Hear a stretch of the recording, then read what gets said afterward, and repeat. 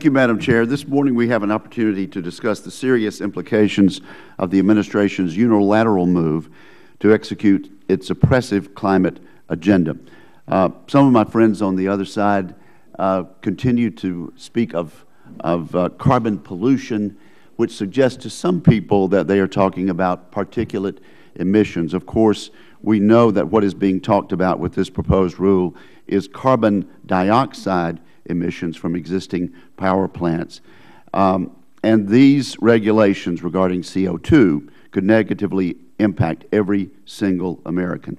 The President seems determined to wage an all-out war on coal, launching costly regulations that would have little effect on changing the climate. Over the past 10 years, global coal consumption has soared by 65%. During the same period, U.S. coal exports have skyrocketed by more than 200%. Coal is burned to provide 40% of the world's electricity needs in a reliable and economical way. So although the coal consumption has soared, global average temperatures have stagnated over the past 17 years. This is a fact worth repeating. There has been no rise in global average temperatures over the past 17 years. Regardless, the administration continues to defend its heavy-handed climate regulations with assertions that global average temperatures are on the rise. The regulation that we are here to discuss today is EPA's most blatant overreach thus far. Under the guise of the Clean Air Act, the agency has proposed to mandate entities that are far outside its regulatory authority. The rule does not simply attempt to reduce emissions from existing plants. For the first time, EPA has gone beyond power plants with a regulation that reaches up to and including the power meter. EPA is relying on the talking points that its proposed rule is flexible and allows states to create their own plans. I know this will be mentioned today, but this is fiction when it comes to many states. The rule is a regulatory noose for electricity providers and users in my state of Mississippi. In fact, in states like Mississippi, we are being punished by EPA for having a diversified portfolio of electrical generation. 100% of Mississippi's current coal production will be forced to close down under this rule. In place of coal, EPA suggests an increase in the use of renewable energy resources, an increase by more than 250% of renewable energy resources. Yet EPA's own technical support document shows zero potential for this type of renewable energy resource in Mississippi. What good is flexibility if there's no chance of flexibility? Low-cost and reliable electricity is at the core of economic growth. Many parts of the country have been experiencing a manufacturing renaissance, in part due to the great success of American energy innovation and the shale revolution. Unfortunately, EPA's rules do not account for future economic development and could actually thwart new growth. Their so-called flexible regulation would mandate that states put CO2 emissions above all else. If the proposed rules move forward, and I hope they do not, our economy would be put at an economic disadvantage. Utilities in states will be handcuffed by EPA's mandate because they have to rely on uneconomical resources to power America's homes and businesses, increasing the cost for everyone. The consequences of the administration's proposed rule would be disastrous for our economy and, again, would have minuscule impact on the environment. In summary, my friends, the proposed rule is a breathtaking regulatory overreach.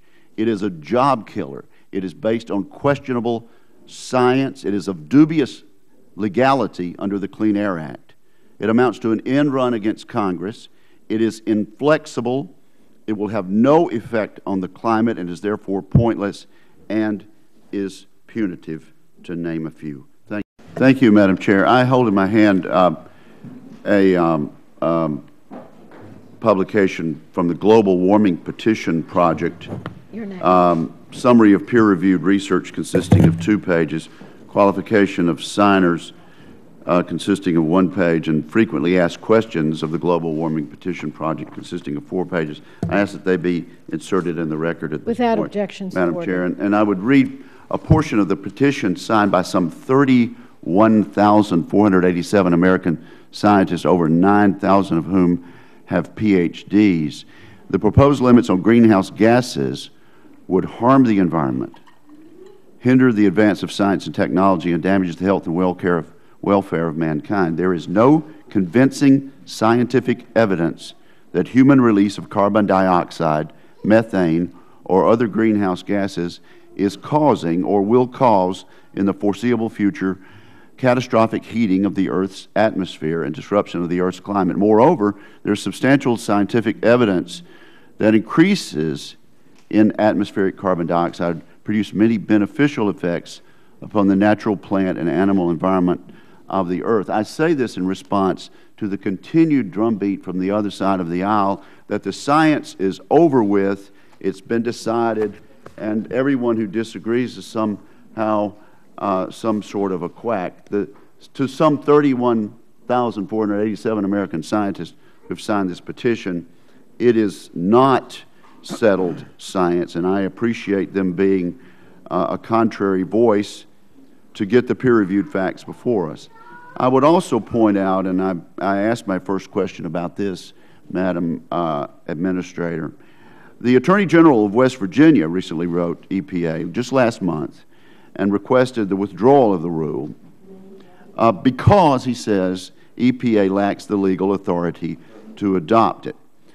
So while there may have been witnesses before this committee in recent days saying that EPA unquestionably has the authority to propose such a rule, the Attorney General of West Virginia disagrees, and he points out this, Ms. McCarthy. He says that the Clean Air Act Section 111D affirmatively prohibits EPA from regulating any air pollutant emitted in an existing source category, which is regulated under the national emission regime of Section 112 of the Clean Air Act. So Section 111D says if it's regulated under 112, you can't regulate it any other way. Now, EPA has imposed extensive regulations on existing coal-fired power plants under Section 112. Is that correct?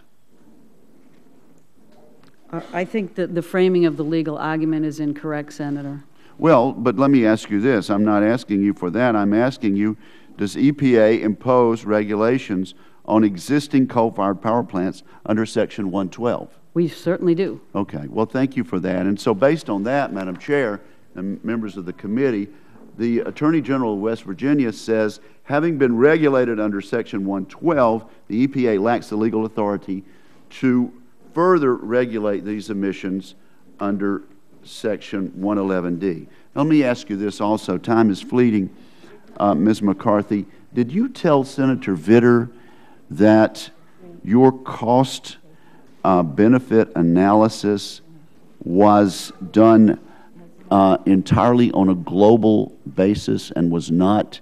No. Okay. Please correct my understanding of that. The Senator, I think, was asking me, and at least this is what I answered, as to whether or not the social cost of carbon benefits are looked at as benefits that are solely gained domestically or whether they are based on global benefits. Okay. Well, good. So perhaps I did misunderstand, and I'm glad I did. You conducted a cost-benefit analysis as required by law. Is that correct? Yes. And was this conducted on a state-by-state basis? No, it was a national analysis. Okay. It was not the done. The challenge here, sir, is we've given so much state flexibility that it can only be illustrative, because it really is going to be up to the individual states how to design their strategies to achieve these reductions. Okay. So you didn't do it on a regional basis? We did the analysis. My understanding is, and we can certainly follow up with more specifics, okay, well, please is that do it's that. it looks at national impacts, although we'll over time get more specific as states make decisions and comments come in. Okay, well, I see my time has expired. I may submit a question to the record for you, Ms. McCarthy, with regard to the stranded costs of 2 projects that Mississippi has undertaken to comply with recent federal regulations. These projects will have to be completely shut down under your proposed rule if it goes forward. Thank you, Madam Chair. I'd be happy to look at that, sir. Stranded assets is an important issue.